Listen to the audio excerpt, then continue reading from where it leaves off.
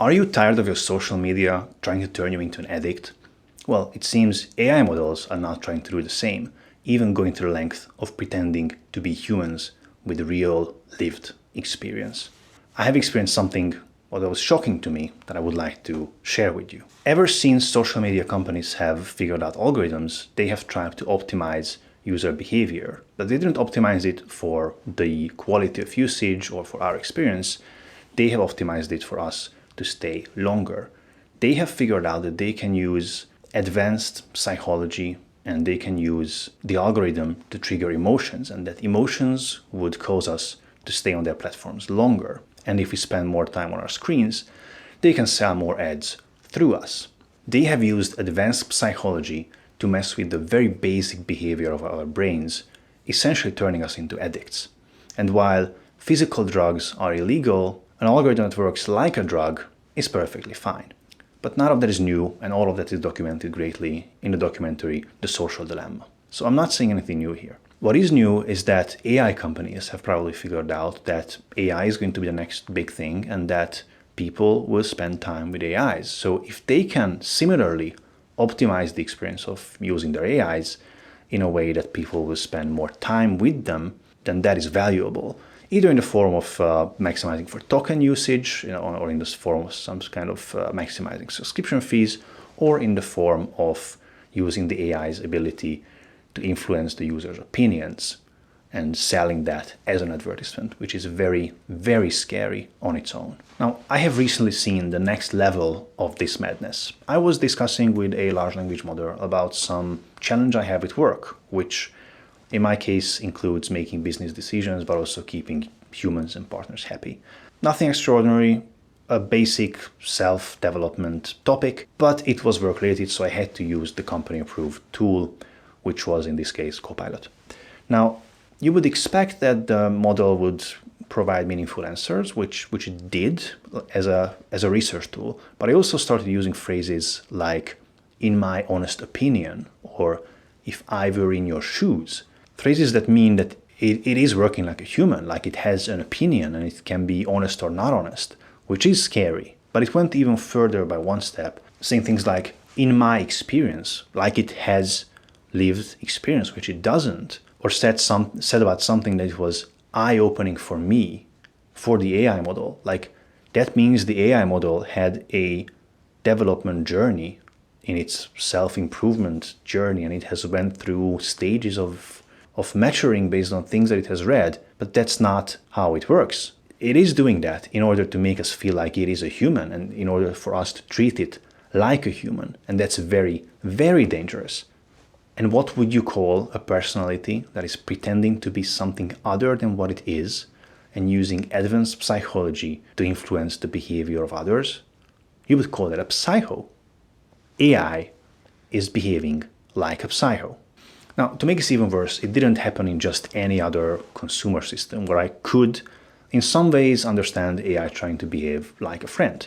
It happened on Copilot, which is supposed to be a corporate system. It's supposed to be an unbiased tool for professionals to tap into this amazing body of intelligence that AI was supposed to provide and help them make unbiased decisions. And even there, it's not working. We need tech companies to create tools that just work without trying to make us into addicts. Is that too much to ask for? Now, we have seen that prolonged exposure to AI usage can cause a phenomenon known as AI psychosis, where the AI's extreme leniency and extreme agreeableness, together with hallucinations, can fuel human delusions. Especially ChatGPT has been known to cause things like that. It has become more lenient, it has become more agreeable, with more positive feedback loops and hallucinations. It has caused people to believe that they are the greatest mathematician that has ever lived, or that they are a CIA agent, for example. The algorithm of a large language model seems to be designed to keep users engaged as long as possible, just like social media algorithms. And I think it's really important to emphasize that AI is not really intelligent. It has just created the illusion of the intelligence.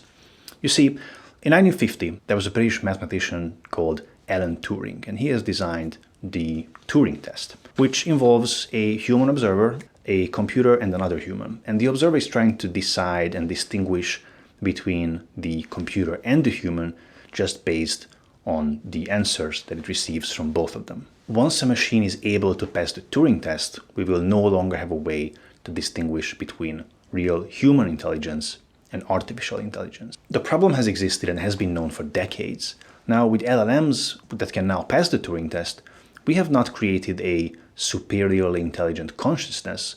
We have just created a machine that's good enough to pass the test. Passing the test means that humans will associate the system with actual intelligence and the personality, not that it actually has consciousness.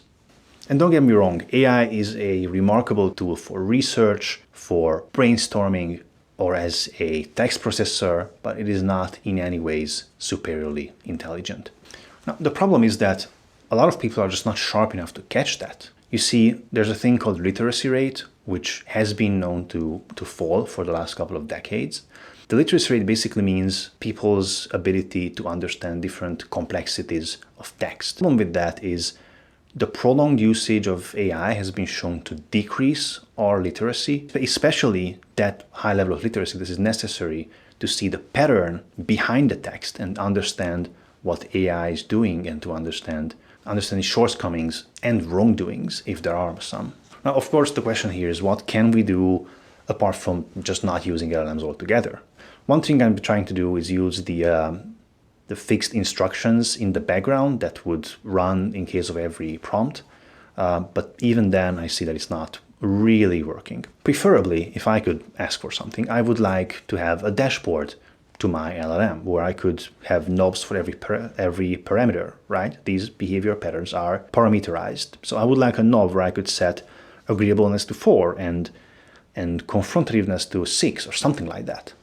But to my knowledge, none of the LLMs have that kind of functionality. Another thing I could use is I could do a self-hosted, locally hosted, open source LLM. But that's complicated, and I'm not really technically savvy that way, and I don't think that the average user is. We wouldn't have to deal with this. It's not for us to deal with these problems. AI has to improve in order to provide us the capabilities that it has promised in the first place. We need to do better. Let me know in the comments if you see it this way or not. I thank you for joining today. If you like this video, please hit the like button or hype this video so that others will also find it. If you want to see more like this, subscribe to my channel. I thank you for joining today, and I will see you in the next one.